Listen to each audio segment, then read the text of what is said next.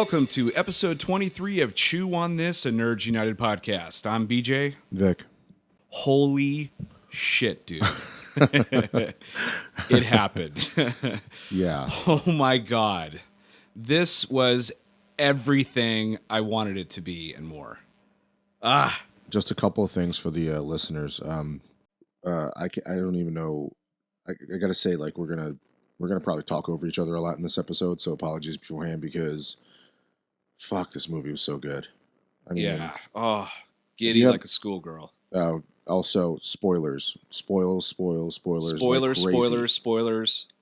Fuck. All right. Let's start with the not so fun stuff first. All right. So. Okay. This was number 2 on both of our most anticipated movies of 2016. It's the only one that we had ranked at number 2, or I'm sorry, ranked at the same time or same spot. It's at 91% right now. Last time I checked earlier this afternoon, it's got 233 positive, 24 negative, of a total of 258. So who the flink are these 24 negative people? Can we get their addresses and like drive over there and like I got some of their house? names. I got some of their names right now for the negative reviewers. It's Zack Snyder, Jeff Jones, Ben Affleck, Henry Cavill. Those are just a few of them. They're like, oh man, why are we at DC? Yeah, I know exactly. Let's see other boring stuff. In comparison, it's sitting at 91% versus Batman v Superman at 28%. That has 90 positive reviews and 238 negative reviews. So basically the exact so it's like opposite. The opposite. Yeah. Let's see. Thursday night, it pulled in 25 million on a Thursday night. That's the 10th highest ever.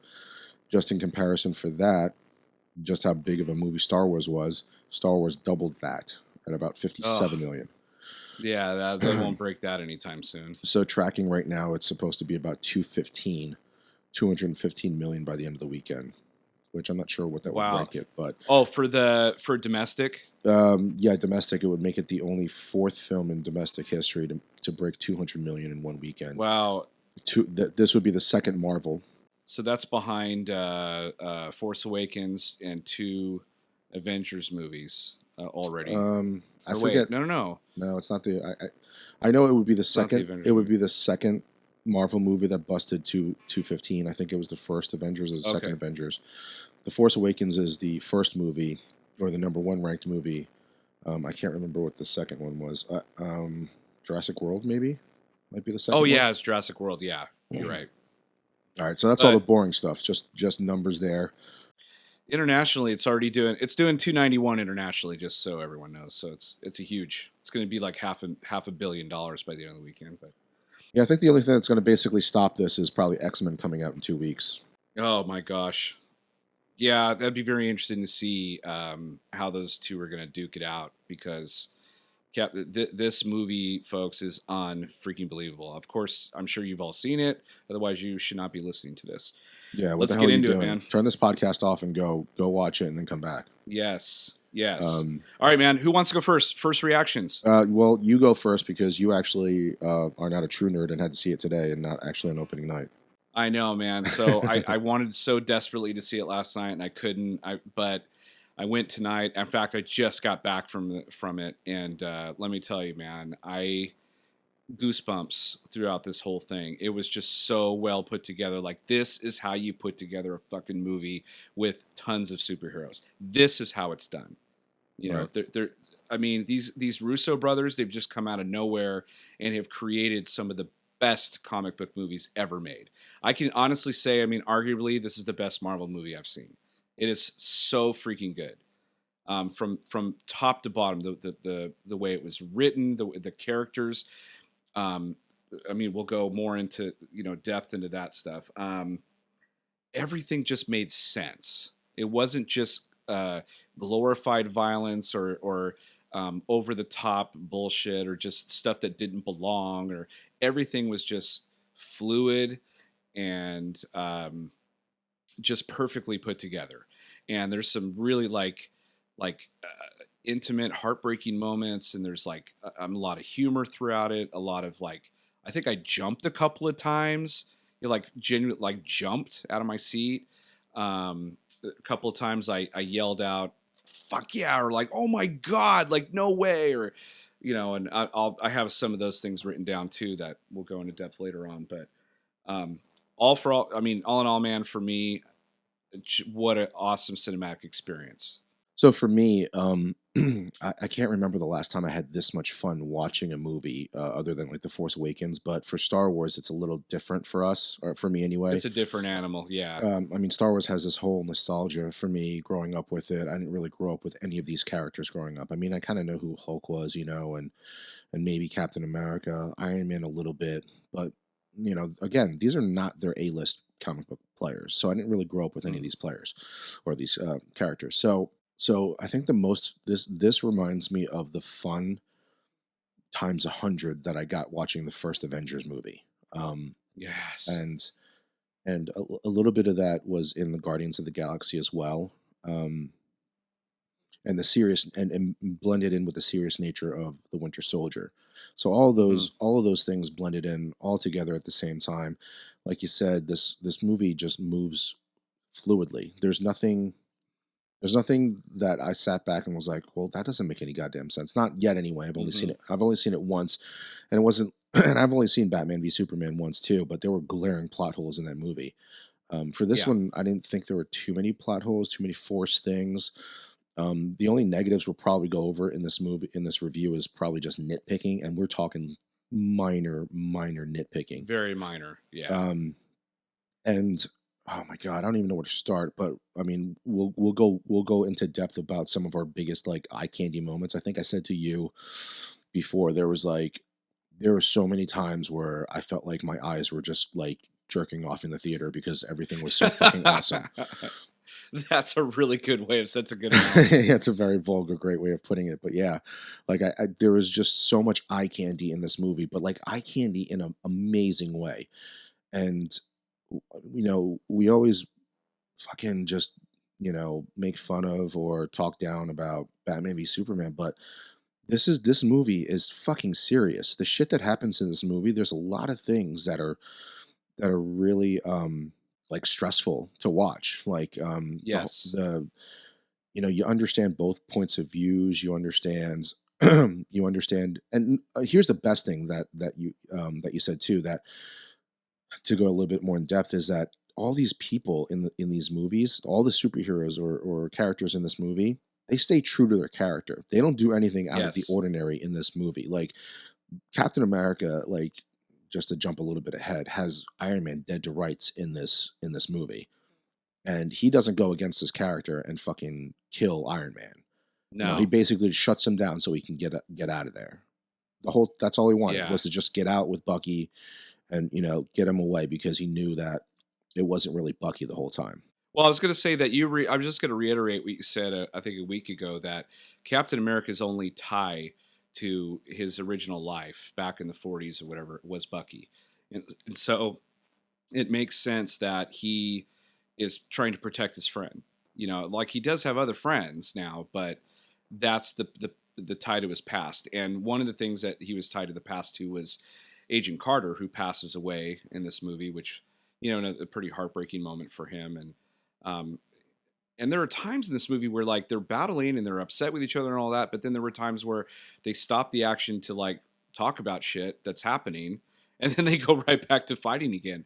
But it's weird because it's if you were looking at it on paper, you were like, this doesn't make sense. Why would they do that? But when you watch it, you're like, okay, I understand. Like I get it. Like I see, like I can see this happening. They're all good friends, but they're all like have really strong convictions, and they all stick to them, to the point where like they're beating on each other over it. You probably have you're probably shell shocked because you just got out of the theater. I've had a day. I'm literally I was so tongue twisted when I got out of there. I'm like, I don't even know what to say or what to do. Like I got to do this podcast tonight. I'm probably going to be diarrhea of the mouth, It's just I was just so blown away. I mean, I don't even know where to start either. I mean, I figure we should start at the beginning of the movie and just kind of work our way through it. But I know we're going to jump all around. Let's talk about the plot really quick. Not to go over every part of the plot, but the part that I really want to actually talk about. If you've liked us on Facebook out there, I posted either this week or last week, I think it was, a video of the Russo brothers actually going into or being interviewed by the people who do Honest Trailers. Now, oh yeah, that was so why funny. that's fucking awesome is because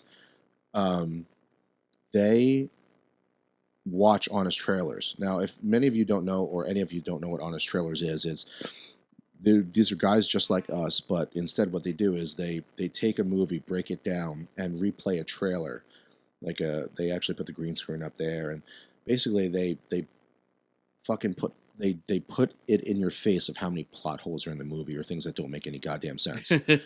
So the Russo brothers are actually fans of this, and they actually came up with the term of like honest trailering their own movie, which they did for Civil War, and yes.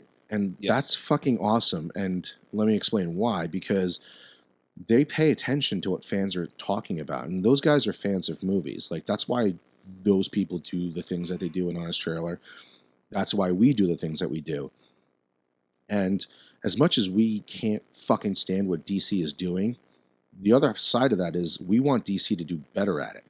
Like, I would love to sit down with somebody like Zack Snyder and be like, what the fuck are you doing?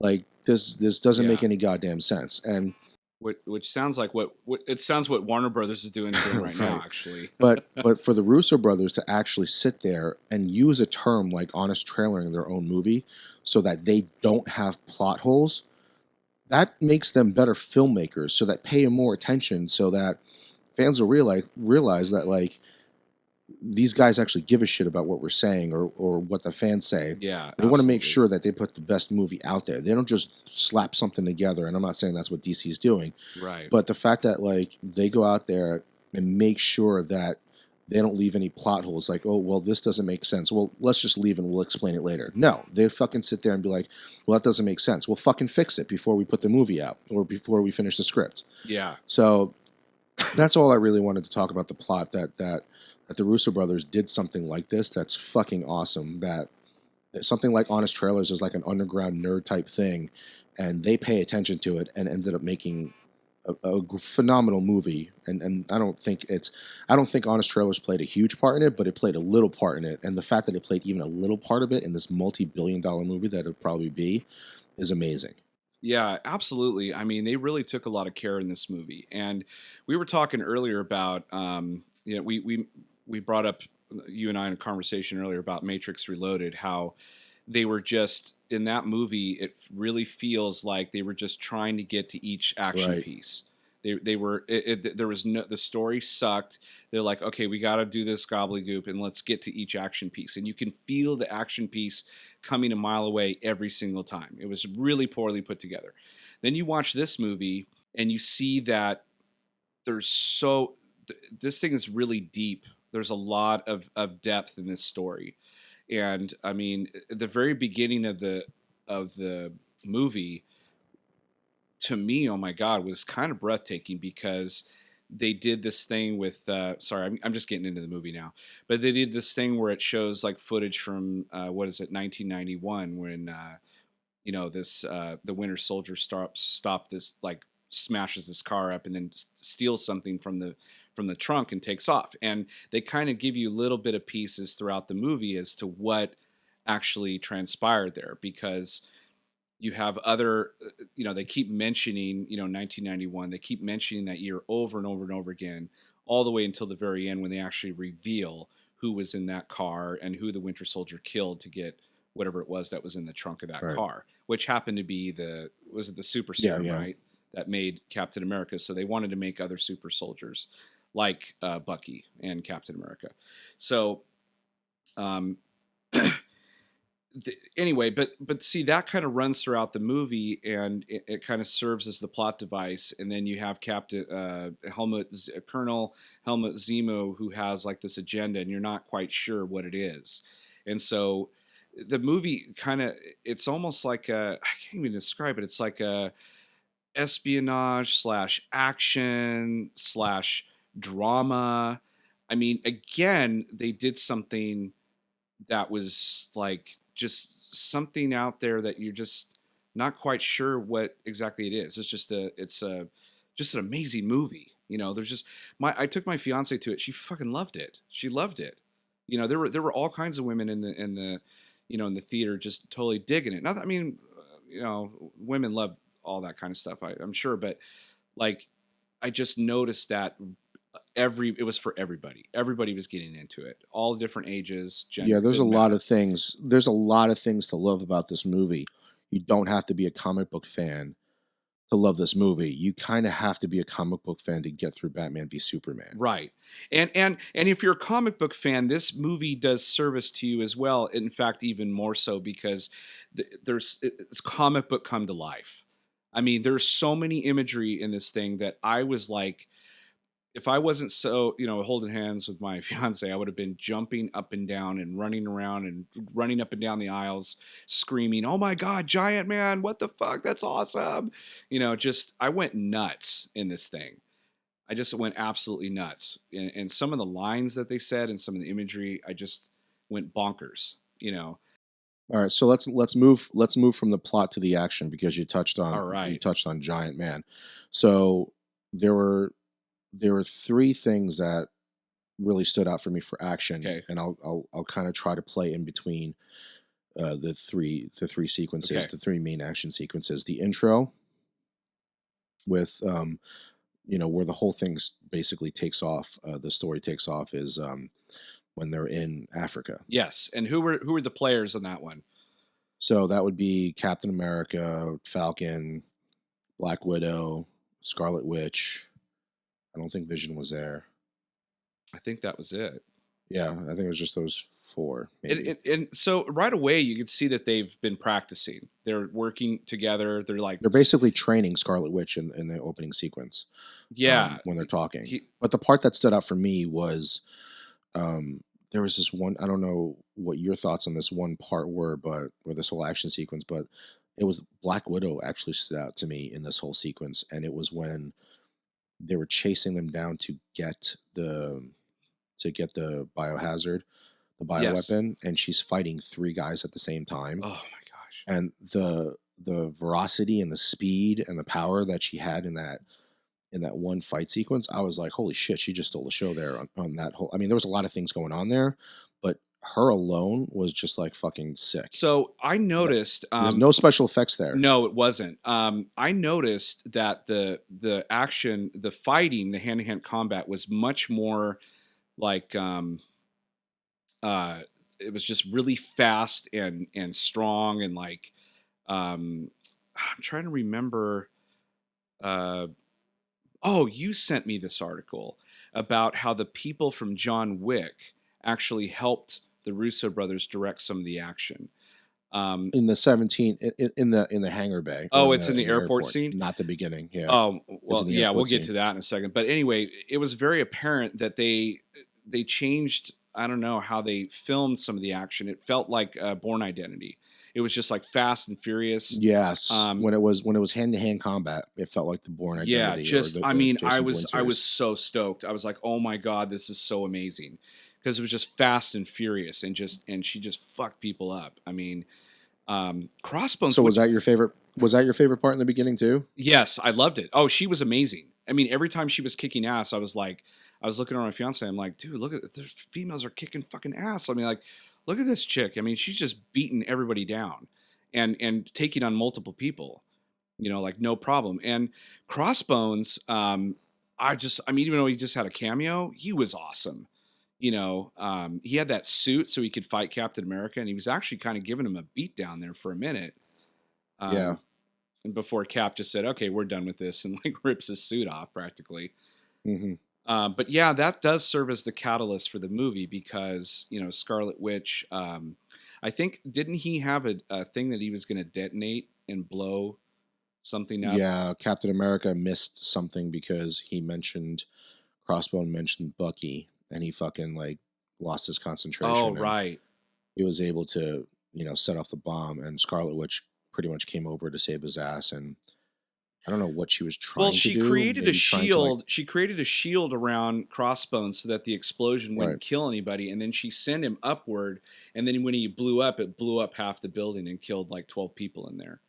And Yeah, she didn't throw it straight up. She threw it right into the building. yeah, and then you could see just like the shock and like, oh my God, what just happened? What did I do? And you're kind of feeling for it. You're like, oh man, like this is the catalyst. This is what sends everything into a spiral. And this is why the government's stepping in to like, hey, we need to put you guys in check, as Iron Man said.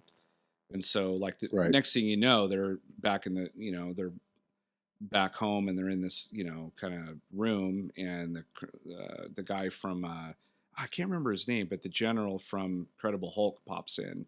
Ross, General Ross. General Ross, yeah. So that was kind of a cool. That was a throwback, a good throwback. So then moving into the next big action sequence after that was the airport sequence. And holy fuck, this is the best 17 minutes of superhero movie I've ever fucking seen. Oh my God. I just want to run that scene in a loop, dude, over and over again. I just want to see that. Well, I saw it in IMAX. So that scene was they filmed that. That was the only sequence they filmed on IMAX cameras, and holy fucking shit! Oh. I mean, what's my favorite? All right, so this is the introduction of Spider-Man into the Marvel MCU, or the Marvel Cinematic Universe, and I was worried that it was going to seem forced for them trying to go. Me too. Get Spider-Man, and it didn't seem too forced. The one nitpick I did have about the whole thing was like there was never a mention of Iron Man or Tony Stark kind of keeping an eye on him. Right. How did he know who he was? Yeah. Right. Like, how did he figure it out? Because if he can figure it out, I'm sure somebody as smart as Tony Stark could figure it. Like a villain as smart as Tony Stark. I kept thinking if Spider-Man, if Peter Parker didn't show up at home until way later, Tony Stark would have screwed his mom. Marissa Tomei as Aunt May. Come on. I'm like, when is Aunt May hot? Like, when did that happen? Yeah, I know. So I love the part that they actually show the fact that he has like the suit that he made. Like, you barely see it on screen, but you can see that it's not the Spider-Man suit. No, it's got like goggles. Yeah, like basically what a high school kid would fucking put together. And it's Tony Stark that upgrades him to everything. Yeah, he actually makes fun of him. He's like, "What the hell is this?" Like, yeah. And he finds his suit up in the ceiling. He's like, "Yeah, right, exactly. that was awesome." And then, but what I loved about, like, and we've talked off the podcast before about this, was that they actually purposely went out to find somebody who looks like they could be in high school. I think Tom Holland is like 18 now. Yes. Peter Parker's actually 15 in the comic books when he first gets his powers. I think so, yeah. Because in the movie he says he's had the powers for 6 months, he's 15 years old. Yeah. So he's 15 years old in the movie. In real life, he's 18. Not that big of a deal, but he will hit a growth spurt before like the second Spider-Man movie comes out. But why that's a big deal to me anyway is because he's a kid fighting grown men and women in this movie, and the stakes are even higher when he's out there fighting. Like, he's a fucking kid. Yeah. And that's why it's a big deal. Like, I mean, Sam Raimi's first 2 Spider-Man movies are fucking awesome, but it never had that one element that Spider-Man's only 15 years old. And there's that one scene where in Spider-Man 2 where he takes his mask gets taken off for like the 100th time. Mm-hmm. And the one guy on the train is like, that guy, he's no bigger than he's just a kid. I'm like, your kid's 25 years old. Your kid's 30? He's like, yeah, exactly. Your kid's 30 years old. When did you have him? When you were like 14? Like, so that element, and they play it up in the movie too, where Tony Stark tells him to stay down twice. Yeah, and constantly they're referring like, who is this kid? Like, because he's just like geeking out over everybody. And basically, if you were 15 years old and you were fighting these guys, you would geek out too, and that's what I loved about it. Oh yeah, absolutely. And he was listening. He's like, Mr. Stark told me to do this, kind of thing. Like, he's listening to the guy. He's listening to him. He's like, sorry, but Tony, Mr. Stark told me that I need to do this, and so Yeah, I'm going to he's do it. trying to get approval like a normal kid Exactly. I mean, totally. And he geeks out on people. There's 3 sequences with him in it that had me absolutely giddy. The first one was when the Winter Soldier goes to takes a swing at him. You've seen that in the TV spots, and he catches his arm, and he geeks out on him. He's like, "Oh, mechanical arm, that's awesome, dude." There's that, and then like the second thing was he's geeking out at Falcon's tech. On which one? Falcon's tech. Oh, he geeks on it. Yeah, there is that. But then there's the thing where he's down and everything, and Captain America like asks him like, "Where are you from?" He's like, "I'm from Queens," and he's like, "No, yeah."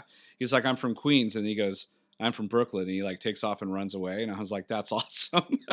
Yeah. And then the last one, of course, had a Star Wars reference, and that's the one I fucking so awesome. freaked out on that because. You knew as soon as he started saying, "Hey, did anyone ever see Empire Strikes Back?" I flipped the freak out because I knew what he was about to do. And he shoves sprays the web around Giant Man's legs until he like fell over. Oh my God, dude. That was awesome because that's when they're like, "Who is this kid?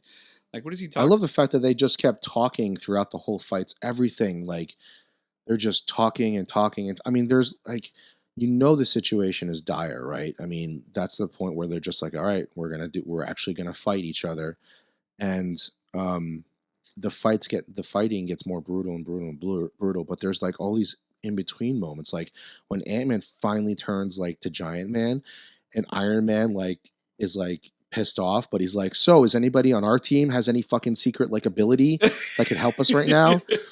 Like that nobody knew about, shit like that. And then there's that part where uh, the Winter Soldier is webbed down along with Falcon, Mm-hmm. and the Winter Soldier's like, "Why don't you do that from the beginning?" And Falcon just says, "I hate you." They're laying there all beat up.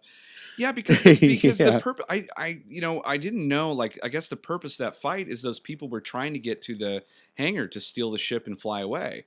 Right, and so they have to like get past these people to get there, and so it kind of made the fighting made sense in so many different ways. It wasn't just I got to get to the ship. It was also kind of pissed at you because you're going against what I believe in, and it wasn't malicious like we're going to kill you kind of thing, but it does get to a point where something awful happens toward the end of that fight where and I love that part because if you've read the comic books, Vision and Scarlet Witch either end up together or getting married. I can't remember which one, but they do end up being a couple, and you kind of see that in the very beginning while Vision is trying to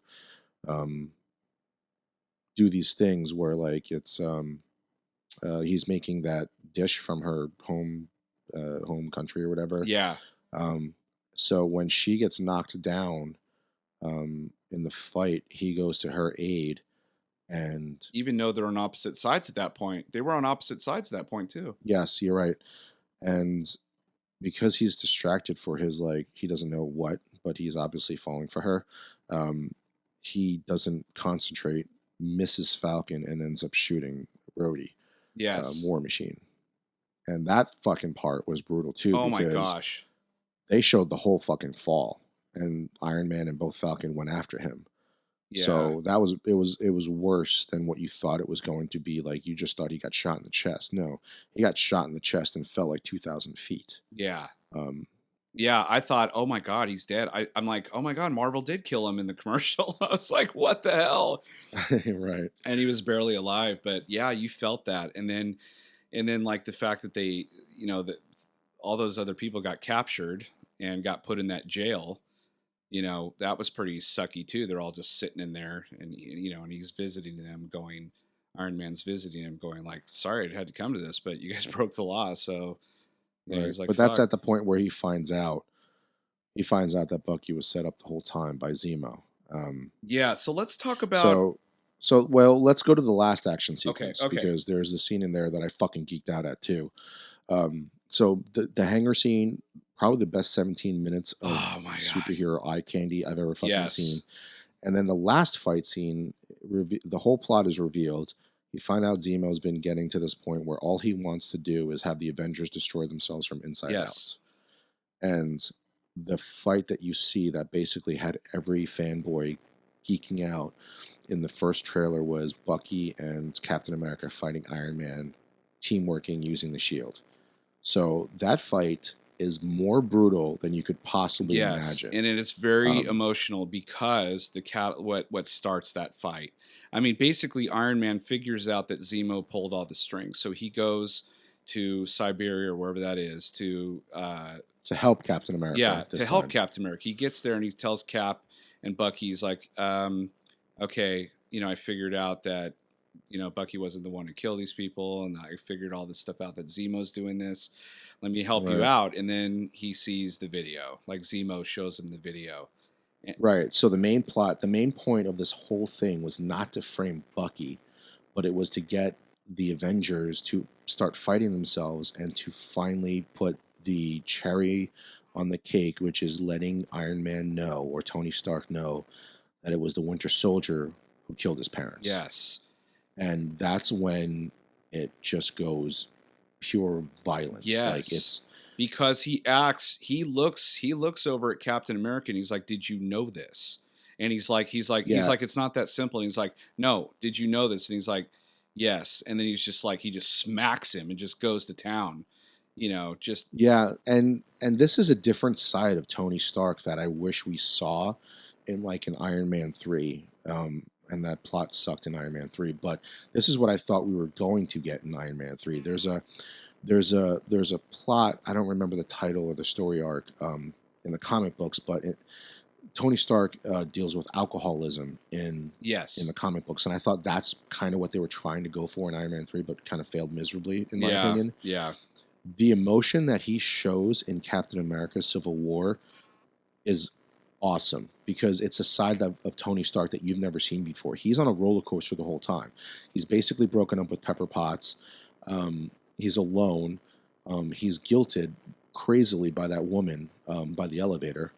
Yes, that shows him the picture of her son that was killed in Sokovia. Yes, and then all of a sudden you fucking find out that now the guy that you thought was the assassin or whatever, and now he's not the assassin. You've come to grips that you were wrong, so you're helping him, and now all of a sudden you find out that this person killed your parents, and he just fucking loses it. Yeah, he just goes, oh my god, his eyes and his facial expression, everything, and you can see Captain America going, oh shit, like damn it, calm down, and like he just, oh man, yeah, the emotion that he shows is just crazy, and then he says that line that the really, Winter Soldier, yeah, he says that line that really got me. He didn't say you killed my parents. He's like, you killed my mom. Right. Like, like his dad died. I'm sure that hurt and all that stuff. He wasn't really that tight with his dad, but the fact that he killed his mom, that was just like, that broke my heart because like he was so upset. It's like, you killed my mom. And just like, I mean, that fight was brutal. I mean, didn't he shoot what's his name's arm off? Yeah, he fucking RoboCopped his arm. He blew it straight off with his chest cannon. I don't know what that's called, but the part that I fucking geeked out for, that was like the best shot in the entire movie, comic book come to life, was when Iron Man shot his repulsor cannons right into Captain America's shield, and it slows down for the fucking cover of Civil War. Right then and there in live action on a giant IMAX screen in 3D for me, and I was like, I just said, I don't know if anybody heard me, but I was like, oh fuck, it was amazing. That was really, reminding me of what George Lucas tried to do in Episode 3 with Anakin and Obi-Wan. They did that really silly like throwing the lightsaber like back and forth, and then they hit it. And they're like standing there, like holding it, and then they force push each other. And I was like, it looks so stupid. Yeah, because there's no reason for them to swing the lightsaber like that. Yeah, but this when that happened, and then like Captain America's got him dead. He's beating the shit out of him, and then and then he talks to his, what is it called, Friday now, because he doesn't have Jarvis anymore. Right. It's like Friday or Victoria, something like that. He tells her like to study his fighting pattern, and then it like programs his suit to like fight him back be able to fight him back. You know what I mean? Like Yeah. he tells the suit like, "Hey, we're getting our ass kicked. Like steady his moves." And then all of a sudden he started fighting back and he's beating the shit out of him. And that's when he says that line that he said before in the previous movies. You know, I can do this all day. Right, and that's when Which Bucky was a saves great his ass. throwback line. Yeah, that's when Bucky saves his ass, and that's when he turns the tide once again, and basically, like, Tony Stark has Tony Stark has a machine. Like he is a giant machine basically. So when he's punching Captain America, who is a super soldier by the way, he still bleeds like a normal person. He heals a lot faster, but he still bleeds like a normal person. And he beats the fuck out of Captain America.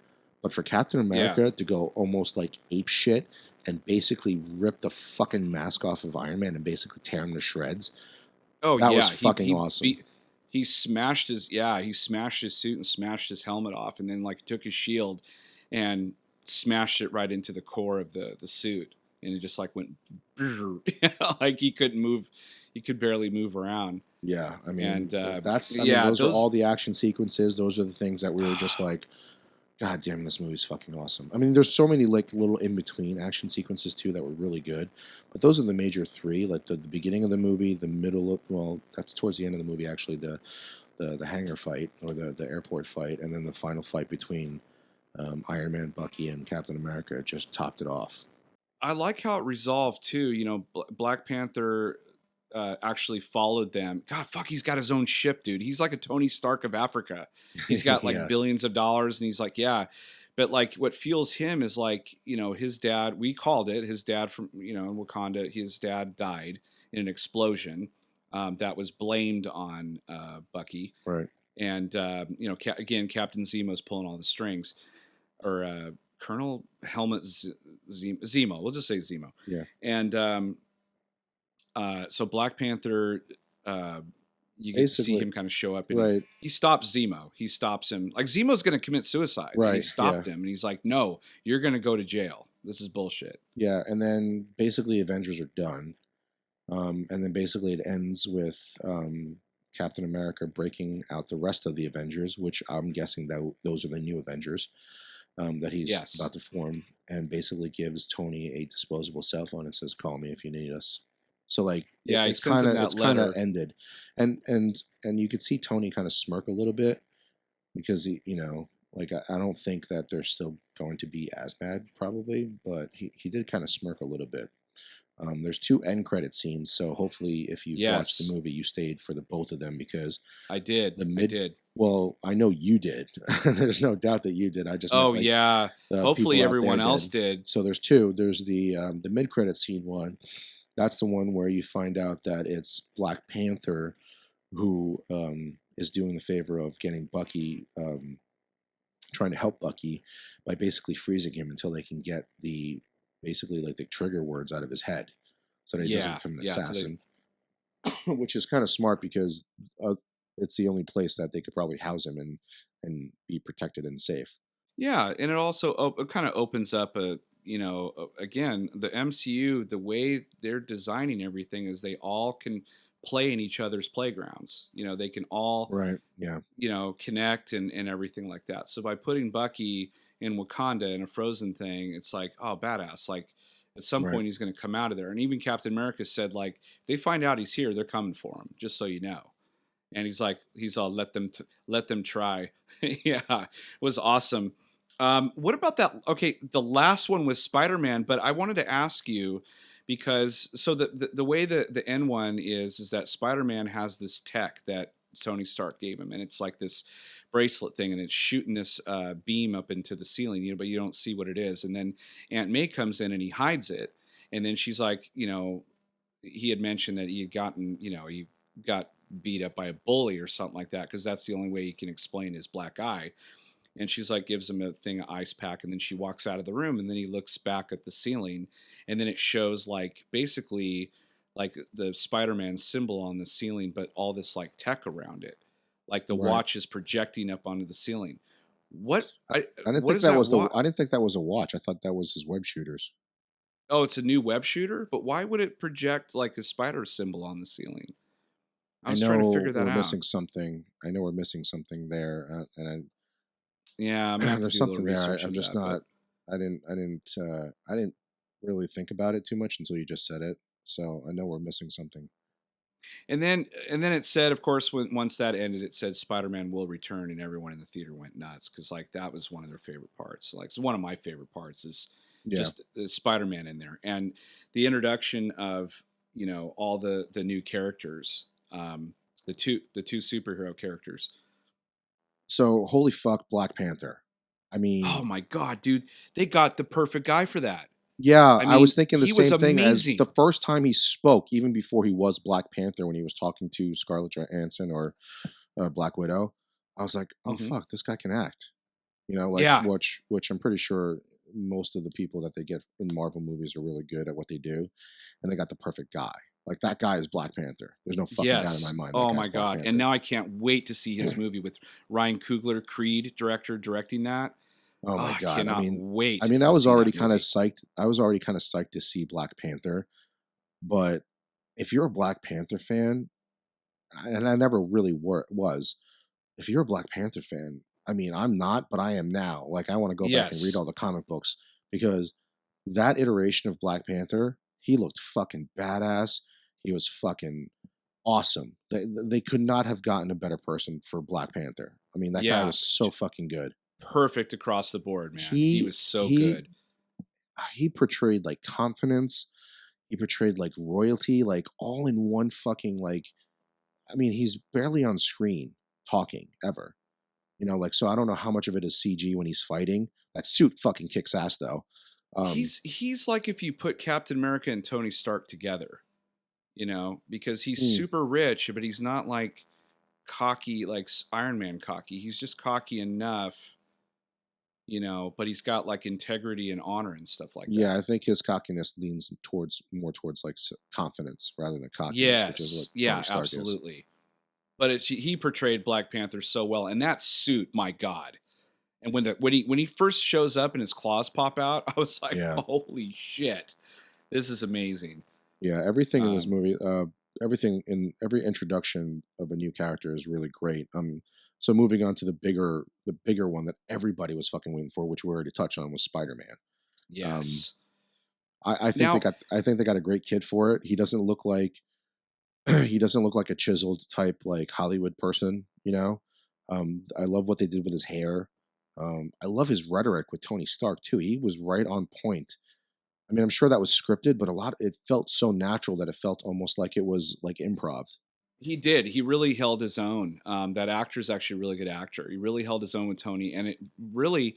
This is kind of my favorite Spider-Man so far. I mean, I really can honestly say that this is my favorite version of Spider-Man. Just like Mark Ruffalo knocked it out of the park as Banner and Hulk, this guy knocked it out of the park as Spider-Man. I mean, everything like the banter, the wonderment, being a kid, still figuring stuff out, Yeah, the little witty remarks and all that stuff.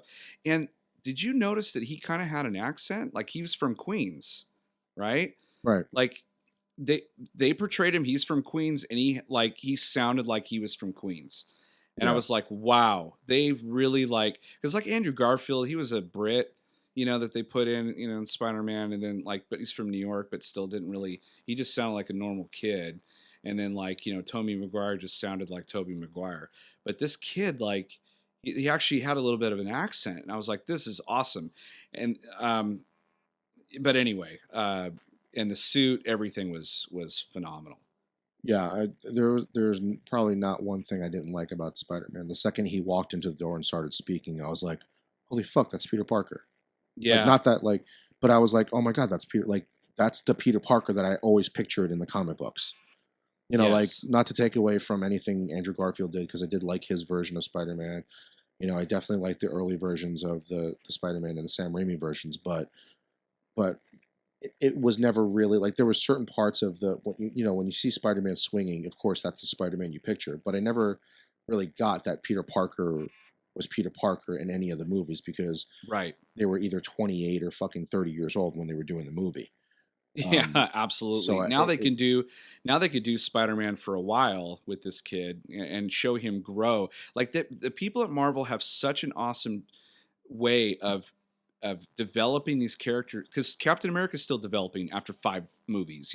Robert Downey Right. Jr.'s character is still developing. Like everybody, whether it's the tech or the emotions or the character development, all that stuff, it increases each movie. They're all growing. They're all going this certain direction. And so now that they got Spider-Man at such a young age, they could actually grow that character. Like each movie, it's something new, something, Well, different. like Like, I do think by the time they hit the second Spider-Man movie, he'll be 21, so he will get into that issue yeah, of yeah. being too old. But I cannot wait for the Spider-Man movie because that kid, man, that kid was good.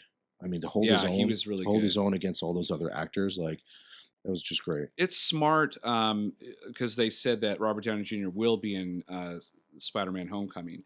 I think it's very smart that you have that element of like it just keeps the universe going. It's like not a. I mean, I'm sure Spider-Man will be like a standalone film, but at the same time, there's going to be some element on it in it that is a continuation of the MCU, or it's going to fit. The piece is going to fit real nicely in there, and so I'm just really stoked the way Marvel is doing everything. They're just doing a bang up job, and I just hope that DC kind of follows. Just stop thinking about things and start just doing like pulling out from the comic books and really paying attention to character development and that kind of stuff, and hiring the right writers and hiring the right people, because I mean Marvel's just doing it right every single time. Every single time. And so So the next new comic book character is a villain, which is Zemo, who is the puppeteer for the entire movie, yes. basically moving this plot along. And what did you think of him? Because as far as a villain goes, I wasn't like I think if I was to nitpick about the movie, I had two problems with the movie, and the two problems I had with the movie were both quote unquote the villains, which is Crossbones. I had a problem with because there was a big, hype for him coming back into this movie, and he basically is in it for 5 minutes and he's killed. And then Zemo is not the same as he is in the comic books. Right, he's not. He's more, I think, foreboding and dangerous in the original comic, but at the same time, I was like, this is kind of what Lex Luthor should have been, a little more, because this guy was Oh like, yeah, this that's a guy's good point. really really intelligent. So okay, so let's start with Crossbones. Okay, so at first I was a little bit upset with Crossbones because I was like, I felt like they were just throwing him in there for whatever reason. And then the more I thought about it as the movie went along, I said, no, this is kind of like, you watch a James Bond movie. Captain America's like James Bond. You watch a James Bond movie. They always have an action sequence in the beginning that either is separate from the rest of the movie or it ties in perfectly for the rest of the movie. And so Crossbones was just kind of they brought him in there just to kind of facilitate the shit storm that was going to start happening in the movie. So I didn't have a problem with it. I was like, okay, that's cool. They brought him back and the battle was pretty cool. The whole beginning was pretty cool. Totally reminded me of a whole James Bond thing. Like it was short of like having a song, after that action sequence. I would have been like, oh, that's like a James Bond movie. Because it was started out with a mission and Crossbones just happened to be the guy that they were fighting against. Kind of like in Batman the Dark Knight, I think at the beginning, didn't they fight wasn't the Scarecrow Scarecrow. popped up again? Yeah. I mean, it was Yeah. just he was just in there. He was in there and they did a fight sequence and that reintroduced the Dark Knight to everybody and all that. Whatever. So I didn't have a problem with him. Zemo, he's very different from the comics. I didn't really have much of a problem with him except for he just wasn't in it a whole lot. So the plot with Zemo, I didn't feel was convoluted at all. I kind of liked. I understood his motivation. It had to do with the collateral damage of his parents being killed. Actually, no, it was his dad. He said his dad was holding his wife and his kid under the rubble, like when he went to Right, search right. for them, which is heartbreaking. Like you can understand his plight and understand why he would come after them. And then he also said, like, he's like, there was no way I could beat you. There's no way I can come at you and beat you like a normal person. I can't do that. So I had to do it this way. And then you're like, okay, like I get. So basically, he was kind of like a Lex Luthor. He was a supervillain, in that he was using his intelligence and using a way to get them to fight against each other. And I thought, using the book at the beginning where you have to say the certain words to get Bucky to kind of go berserker and everything. And so, that was one thing I was kind of like, okay, I guess like maybe they brainwashed him. You kind of have to like, kind of shut your brain down for a second and go, all right, well, okay, I guess that's okay. The brainwash thing. Other than that, like I thought, I mean, he did everything he needed to do. The battle was mostly between the superheroes against each other, and he was just kind of uh, the catalyst or the whatever you got it. I don't know, the thing that kind of pushed that forward, and it really fucked the team up because even at the very end, they're fucking still pissed off and upset and like nothing's going to be the same. So my problem, or not my problem, but he wasn't like a typical villain in the movie, which I guess is good and bad. Mm-hmm. But what actually gets me excited about it is that when I was thinking back to the comic books, he's not his father because his father is actually the first Baron Zemo. He's the second. Mm-hmm. He's this Helmut or whatever you say his first name. This Zemo is a different version than the comic books. He's not a Yes. He's not a scientist really. He's actually a soldier in this, right? I believe he led some kind of special ops team or something like that. I think so, yeah. But so what I was thinking about him, because obviously, well, it's not obvious, but my speculation is that he actually comes back later on and forms the Masters of Evil. And what that is in the comic books, there's two versions of it. Basically, what it is like a B version of the Legion of Doom, basically for Marvel. Yes. So there's not a lot of people in the in the Masters of Evil, and this goes to show you like how big of a B characters the Avengers actually are, because like in the two iterations of Masters of Evil, there's like the Black Knight, there's the Executioner, Yes. Radioactive Man, but what there's a couple of names in there that kind of stand out. Three of them actually. Ultron is one of them. The fifth iteration of Ultron is one of them, and I was like, I'm not sure they're going to bring that back. But two names really stood out. Which one of them was Claw, which you see in Avengers 2. Yes. And the other major one that they have in the first iteration of Masters of Evil is Enchantress.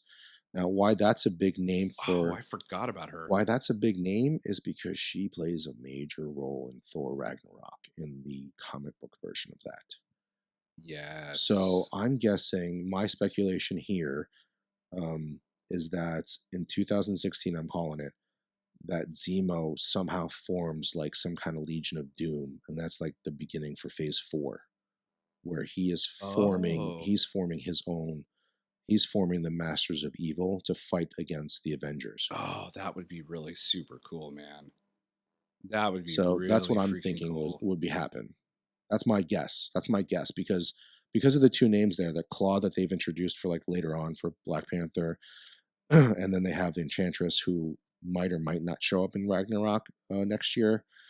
So I'm wondering if this Zemo is the one who puts together this Masters of Evil to go after the Avengers. Oh my God, that would be pretty amazing. Well, right now, he's in a box, so in that prison, and yeah, but this is comic book world, and he'll get out. Well, he's not dead, people, so he could play another part later on. And what'd you think of? There's one other character we didn't talk about, and I mean, he just had a very short role, but Martin Freeman played. Oh right, yeah.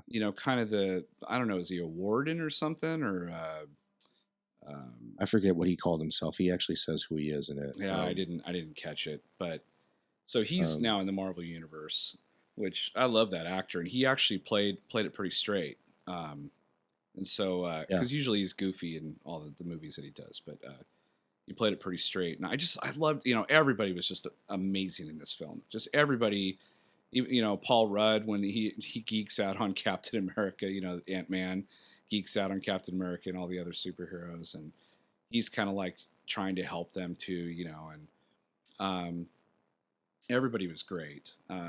So we did the pre-Civil War movie, Civil War podcast last week. Yes. We made a few predictions, so let's see what we got right. Well, okay, so first of all, I predicted that Agent Carter would die, and I was right, but I don't think that was a big mystery. No, we predicted that it would be T'Challa's father that died. We were right about that. Yeah, we got that, although we got it in a different way. Like, we didn't know. We thought that was the catalyst for the whole thing, but it wasn't. That was just No. collateral damage later in the movie. Still pretty emotional, though. Like, you could, just in that scene, the scene between Black Panther and his dad, that very short scene, you got right away their relationship. And so Right. when he dies, you feel horrible. You're like, oh shit, It's not like they spent all picture putting those two guys together and seeing their relationship. They did it in 5 minutes, and you still were emotional about it. So there's that. I'm trying to think what else we got. What else did we get? Well, right? the one thing that we got wrong, or I got wrong, was I thought there was going to be a major death, and so when Rhodey like hit the ground, I thought he was dead. I was like, oh shit, they killed Rhodey. Like, okay. And then when they just said, oh, well, he might be paralyzed, I was like, okay, well, maybe that's the third casualty. It was like he didn't necessarily die, but he got trashed, And so I was like, well. I thought it was going to be Captain America at the end of the movie when Iron Man turned the tide in the fight. I thought it was going to be Captain America. Oh, wow. Well, yeah, see, there it goes to show that you care about these characters so much, even though you're like, well, I know he's contracted for Infinity Wars, but you don't really, you still like have that tension. Where you're like, oh, no, shit, they might kill him up, So, oh, man, just really like, it's crazy watching these people fight each other and how emotional it is and how invested we are as an audience, care about these characters so I know I got Agent 36 wrong. It's actually Agent 13, not 36. Okay. Last week. Oh, how about that? Yeah, they finally made out. He was like, yeah, that was awesome. Great scene in that one, too. That the part where he tells him to move over a little bit. Oh, that was hysterical. Yeah, they're in the car and like he kisses her and he turns and looks in the car and they're both like smiling at him. That was so fucking funny. They did some like really funny bits like that. What else did we get? I mean, what did we get? Oh, there is one thing. So I made a meme last week about, and it's just, I just was just kind of joking around, but it was like a picture of Iron Man talking to Captain America, and I wrote the caption, "Give me back that shield. That my daddy made that." And then Captain America says, "Come get it," which was a line from Force Awakens. And I'm watching the end of Civil War, and Captain America is carrying Bucky, and they're walking away, and Iron Man goes, "That shield does not belong to you. My daddy made that. Like, leave it behind," or something like that. And he dropped it behind, and I got so fucking giddy because I'm like, wow, I had no idea that was going to happen, but it made me giddy because I made up that meme last week. So I started laughing. I was like, oh, I got to text Vic. That's so awesome. But anyway, that wasn't a prediction. I think that's basically it. Yeah, those are it for our predictions. And I think we should probably end with the different, well, now that we've seen the movie, the things that I saw that were different between the comic books and the movie itself. Yes. There's no puppeteer, basically. There's no Zemo or anybody in the comic books that's driving the entire plot. No. There's no cyborg killer. Like, there's no cyborg Thor or somebody who takes the place of cyborg Thor to kill somebody else. In fact, they actually mention that's replaced with Vision. They mention Thor and Hulk in this too, right? Like he says, "Where's Thor? Where's Hulk? Where are they?" And they were both like, "I don't know." They didn't. But it's actually Vision that takes the place of Thor. Yes, who does the most damage with that shot that he missed Falcon with and ends up hitting Rhodey. Yes. The ending is definitely different. It's like we said last week, the comic book ends in Steve Rogers just giving up, or Captain America just saying, "This is enough. We're causing more damage than doing good." And in this one, it ends with an actual Captain America actually beats Iron Man in a fight and walks away. So that's a major different point. Essentially become the A Right. team, and Captain America's Hannibal. Yes. And then what the major thing that I thought was, as much as I loved Spider-Man in this movie, and fucking A, that I love Spider-Man in this movie, the biggest difference is that Spider-Man does not play a pivotal role in this movie at all. No. If you take Spider-Man out of this movie, I don't think he turns the tide as much. No. I mean, the action sequences would be less cool, but yeah, they would be less cool. They would have to find a new way to take down Giant Man. But as far as the impact that Spider-Man has on the on the Marvel universe in the comic books, he doesn't play that kind of pivotal role here. He's more of, we need help on our team. We need more numbers. Yeah, he's only Spider-Man for 6 months, and I think in the comic book he had been Spider-Man for a while, and he was well-respected superhero by then. Right. So those are the major differences that I thought about for this. Of course, there's no Reed Richards. There's no Fantastic Four. There's no Sue Storm that play a major role in it. There's no Punisher saving Spider-Man's ass. There's nothing like that here, which of course is understandable. Yeah, there's no supernatural aspect as far as of the it. As far as the major aspects of the movie, those were the big things that I thought were different from this amazing fucking movie. I thought they did it better in the movie.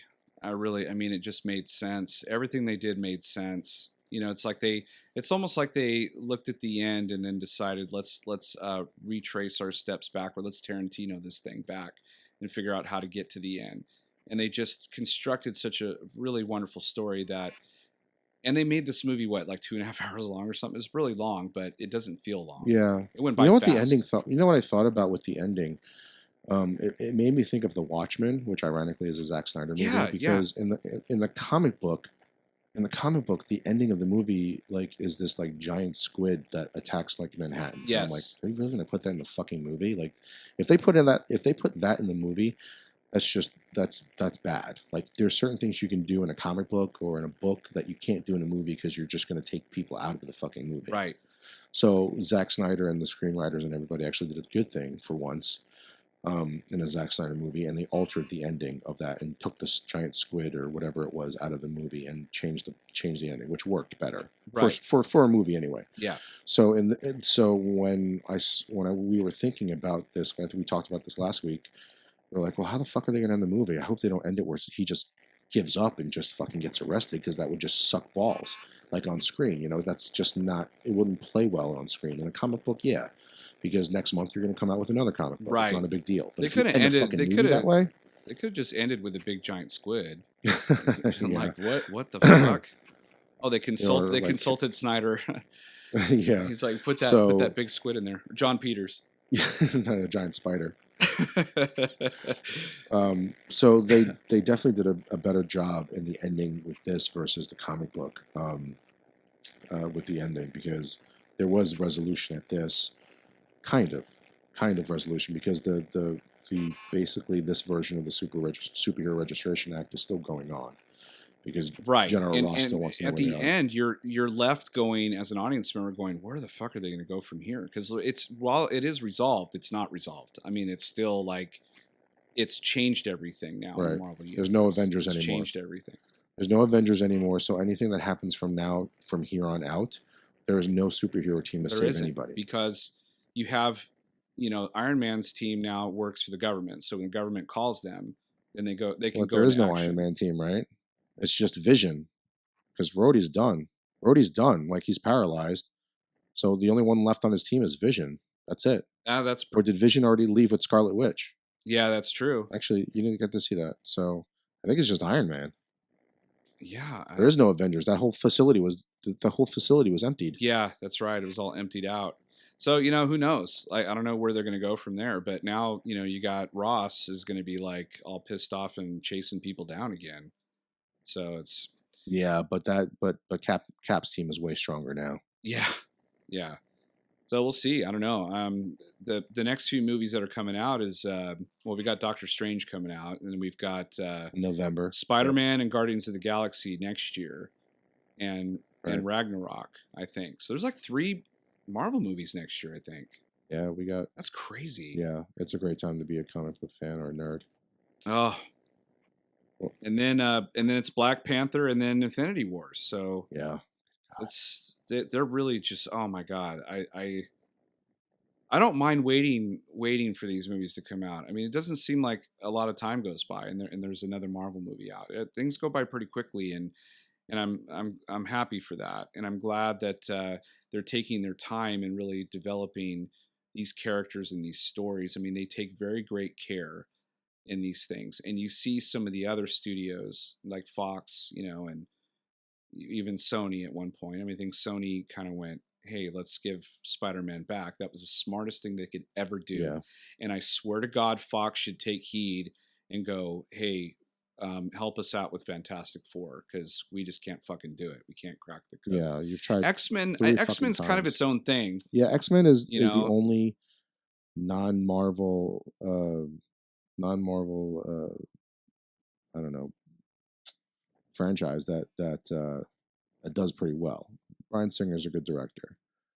He knows how to tell a good story, even though he takes liberty with the X-Men universe, the yeah. X-Men storylines and the X-Men canon. Well, there's no consistency or any kind of like continuity or anything like that anymore. It's just each movie's going from thing to thing. Well, no, I mean And that's not true because First Class kind of reset the whole thing, and then Days of Futures Past kind of rewrote and undid everything. Fucking what's his face did. undid the Last Stand. Yeah. Brett Ratner, undid everything Ratner fucked up.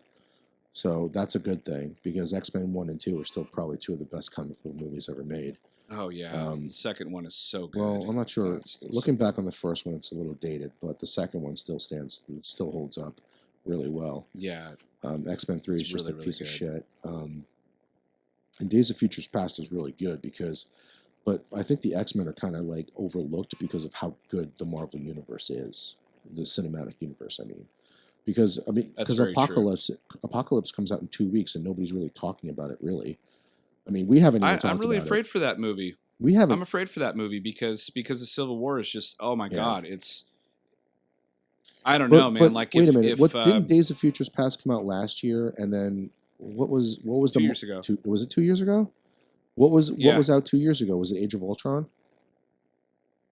No. Age of Ultron was last year. So there was another Marvel movie out around the same time as Days of Futures Past. It was Winter Soldier. Oh right. So both of those movies were fucking phenomenal. So they're really good, but this Civil War, dude, it feels like it's going to overshadow it. And plus, I think Winter Soldier came out in April. It came out like 2 or 3 months before X-Men, so there was like a pretty good sized gap. Yeah, this is only 2 weeks. 2 weeks is not enough. It's good for it's fans. Not enough, but it's good for fans like me and you because I don't have to wait another. Oh yeah, for sure. We're gonna go. We're gonna go watch it. We'd be like, yeah, but other people might think like, oh man, like I don't know. Already, just I mean, there's all this negativity online right now about how Marvel's just kicking DC's ass, blah blah blah, all this stuff. Marvel's better, whatever. I really, honestly, majority of us want both of them to be awesome. Yeah. I mean, we want good movies. We don't. It's not one against the other, whatever. We're just all about geek and nerd culture. We want everything to be awesome, and so it's depressing when Batman v Superman should have done like $3 billion and just should have been the most amazing story ever, and it fell very very short of that. And then you have Civil War, which again, the thing that Marvel keeps doing time and time again is pulling from the comics. And I just don't see DC doing that. I feel like they're like, well, we'll take some story elements, but they're making everything up and it's so like jumbled and convoluted and the actors that they got and some of the characters don't mash. And you look at Marvel and just every step of the way, they're just nailing it. It's like their casting director is like a genius. Keep putting in the right people. More importantly, they get the right screenwriters and directors. I mean, you shouldn't. I mean, Black Panther and Spider-Man, for whatever. I mean, if someone would told me like, hey, here's a script and I would read it, I'd be like, why are these people in this movie? Like, we haven't seen these people before. You need to put them in their own movies and then we'll put them in this movie. the way they did it was just so awesome. It didn't matter. Like Black Panther to me stood out the most out of everybody. I mean, I love Spider-Man, don't get me wrong, but I think Black Panther, his presence was stronger. Was like it's almost as if he's been in the universe this entire time. Right. You know? Like I'm like, "Oh, Black Panther wasn't in any other movies? Shit, he looks like he belongs here." You know, it's like Spider-Man, while it didn't feel forced at all, not at all, it still felt a little bit like, oh shit, we got the rights back to him. Let's throw him in the movie quick, you know. Right. There's a little bit of that, but not so much that you know it's so noticeable or something. It's still really well done. But Black Panther, they put that motherfucker in from the beginning. You know it because he interweaves in that movie perfectly. And we have next year to look forward to the Black Panther movie, the standalone. I think it's 2018. We got to wait 2 years. Oh, fuck me. Which sucks. But I'm so excited to see it because I never was a Black Panther fan. I didn't really know much about him, but this got me all turned around. And that's what Marvel does, man. They pull these characters out that you don't even give two shits about or never heard of or whatever. And you're a fan by the end of the movie. You're like, oh my God, I can't wait to see a standalone movie with this character. So hats off to Marvel, man. You did it. Just an amazing job. Russo brothers did an amazing job. Yeah, way two thumbs up. Way awesome. Fucking up. Way two thumbs up. I mean, if I had a third thumb, I'd put that up too. Go out. 2 thumbs, some toes, a heart on, whatever. Yeah. Everything up. Everything's up. Everything's up. So that's our review for Civil War. I think we covered just about everything we wanted to cover, all the major points. We could talk for 5 hours, folks, but you know we know you don't have that kind of time. So we have other movies. We have other movies coming up. But yeah, that's episode 23 of Chew on This, a Nerds United podcast. I'm BJ. Vic. Chew on that. See you next time. Later.